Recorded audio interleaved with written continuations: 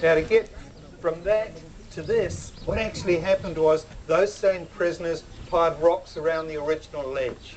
The reason for doing that was for their own entertainment. Now in those days, they didn't have computers, TVs, any of that sort of gear. They had to make their own fun. By piling rocks, they created a chimney.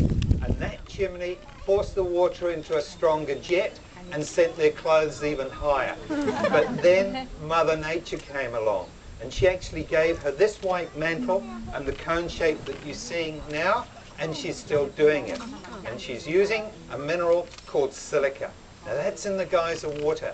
So each time there's an eruption, water shoots up into the air, falls back down over this area where it's the wind and the sun that evaporates the water and leaves behind that mineral, which is built to this shape and this colouring.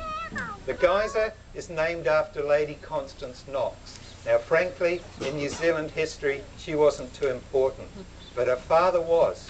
He was the 15th Governor General of New Zealand, a fellow called Lord Ranfurly.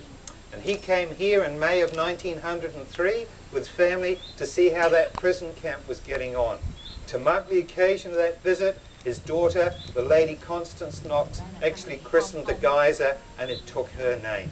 Quick bit of geology about her. The geyser itself is about 150 years old.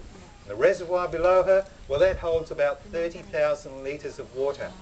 She can play for up to an hour and reach heights of between 10 and 20 metres.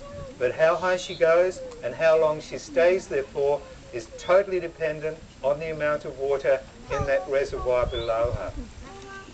Good idea to take your photos as she builds up into that first full eruption, because there's no guarantees she's going to reach those heights again. Just quickly, you can now find geysers in 3 main areas in the world. The largest cluster is in Yellowstone National Park in the United States. Another big grouping at a place called Kamchatka in Russia, not too easy to get to though, and another cluster in Iceland. And it's actually Iceland that gives us the word geyser. And in English, it simply means to gush forth.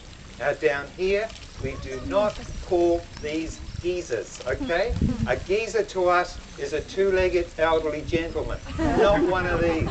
Take plenty of photos and enjoy your day. Thank you.